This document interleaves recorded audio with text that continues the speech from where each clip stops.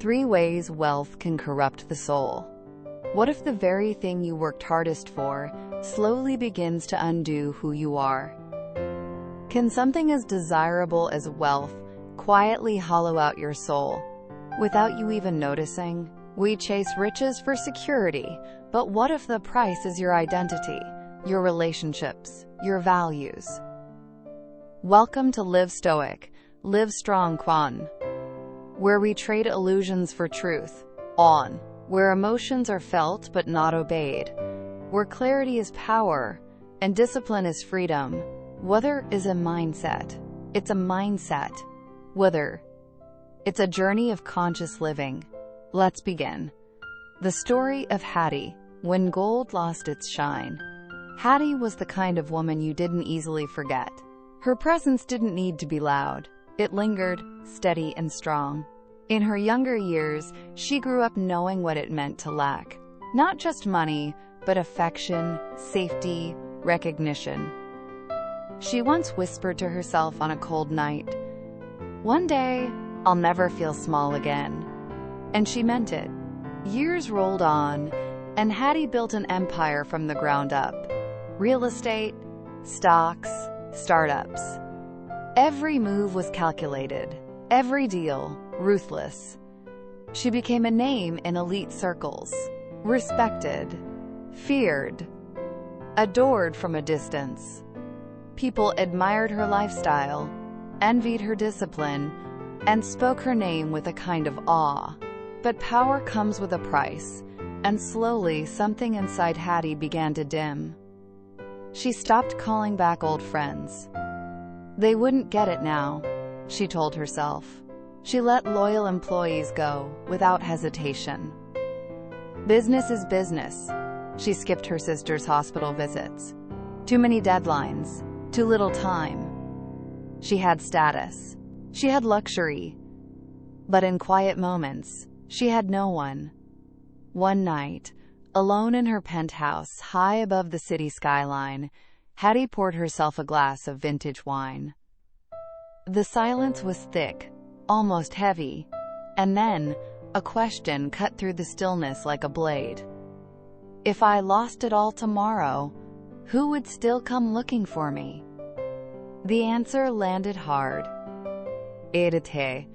Not many, maybe no one.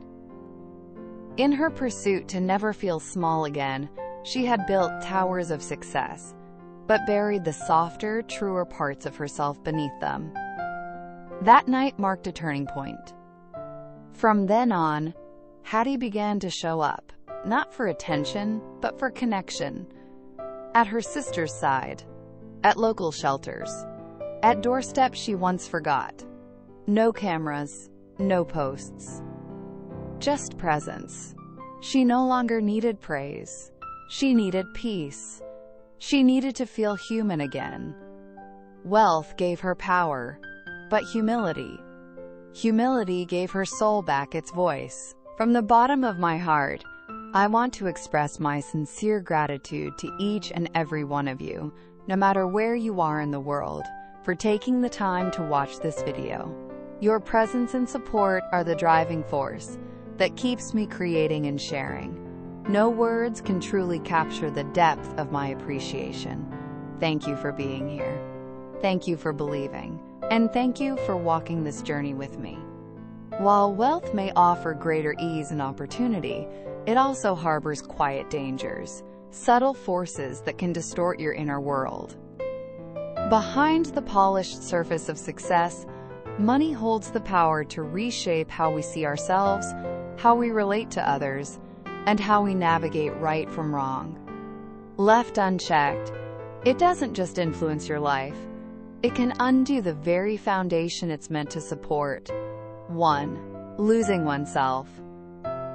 In today's image-driven culture, the lines between success and wealth have blurred. Affluence is often mistaken for personal achievement. People begin to measure their value by what they own, rather than who they are. This illusion, so widespread, so persuasive, tells us that if we're not constantly acquiring, we're somehow failing. It's a dangerous deception, one that ancient Stoics would call a sickness of the soul. Sophia Calder, financial ethicist at the Stone Institute, warns, "When one begins to ask, 'Who am I without status, riches, or public acclaim?' it is a sign the self has been eclipsed by externals." In other words, when your sense of identity becomes dependent on your financial portfolio, your soul no longer sits in the driver's seat. Wealth, like health or beauty, is indifferent. It is neither a virtue nor a vice. It simply is. But once we let it define our place in the world, it begins to corrode our inner compass. To resist this erosion, we must return to practices that recenter the self. Journaling what we're grateful for, reflecting daily on what we can truly control, and grounding our worth in character, not in currency. In doing so, we reclaim our sense of self, not as a reflection of our assets, but as a mirror of our virtues. 2. Damaging relationships. Money, though often pursued with the hope of providing for loved ones, can ironically be the very force that drives them away. It has a way of magnifying tension, breeding misunderstanding, and exposing the quiet fragility in even the closest bonds. A survey in the Kingdom of Andaria by the Altruist Foundation found that 1 in 4 people had lost a friend because of a money-related issue, be it a loan that soured, unspoken expectations around shared expenses, or a subtle resentment that went unaddressed. And sometimes, no words are needed, just the cold distance that slowly grows when financial situations change. For the wealthy, the threat is even more complex. Prosperity can create an invisible wall, a buffer that dulls empathy and detaches one from the everyday challenges others face.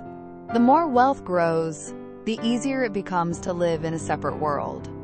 And from that world, it's difficult to hear the quiet cries of friendship eroding or the silent withdrawal of trust. Sudden wealth, especially, can unmask hidden emotions, jealousy, entitlement, or even fear, not only in others, but within ourselves. It's in these moments that character is tested, not by poverty, but by power. As Calder wisely puts it, let wealth be a bridge, not a wall. Use it to uplift, to teach responsibility, and to stay anchored in community. In the end, relationships must never become collateral damage in the pursuit of prosperity. These are just 2 of the ways wealth can subtly shift the soul. But perhaps the deepest danger still lies ahead, when money doesn't just affect who we are or how we love, but begins to cloud our very sense of right and wrong.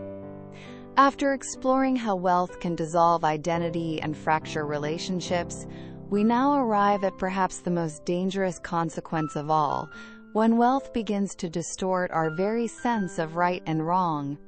3. Corrupting morality. The soul cannot walk 2 roads at once, one toward virtue, the other toward excess. When money becomes more than a tool, when it begins to shape our values, it silently pulls us off course. Recent studies from the Lycean Center for Ethical Research reveal a troubling pattern.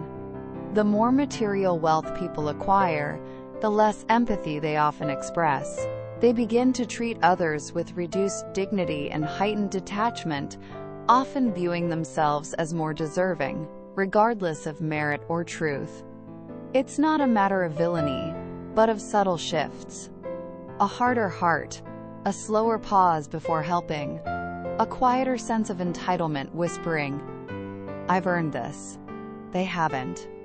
By contrast, findings published in the Journal of Human Temperance show that individuals of modest means tend to exhibit deeper emotional awareness and greater compassion. With fewer distractions of status or excess, they remain more attuned to the struggles of others, and perhaps to the whispers of their own conscience. So how do we guard our moral compass when surrounded by abundance? The answer is simple, but not easy. Daily humility. Not the kind worn like a badge, but the kind practiced in quiet moments, through acts of generosity, service without expectation, and regular reflection. These small rituals help cleanse the soul from the silent poison of pride. Marcus Aurelius once wrote, "It is not the things themselves that disturb us, but our judgments about them. The coin itself is innocent. But when wealth breeds arrogance or dulls our compassion, it is our judgment, not our fortune, that has been corrupted." Professor Lucien Gray of the Solon Academy puts it plainly. One must ask whether wealth has altered their compass, whether expedience has replaced justice, and self-interest supplanted service. This is the test of character, not in poverty, but in plenty. Wealth, in truth, does not destroy, it merely reflects. What it reflects depends on how we hold it, tightly or wisely, greedily or gratefully. The Stoic does not reject wealth. He simply refuses to be ruled by it. He walks a narrow road, guided not by gold, but by clarity. Through detachment, through mindful reflection, through virtuous living, we ensure that riches remain a servant of life and never its master. Wealth can buy many things: comfort, convenience, applause, but it cannot buy character. It cannot buy peace. It cannot buy purpose. So hold your gold loosely. Stand firm in virtue. And remember, it's not what you have that defines you. It's who you refuse to become to keep it. Thank you for your time. If an idea in this video touched you, let it settle in your heart. Each time you return, you might hear something new.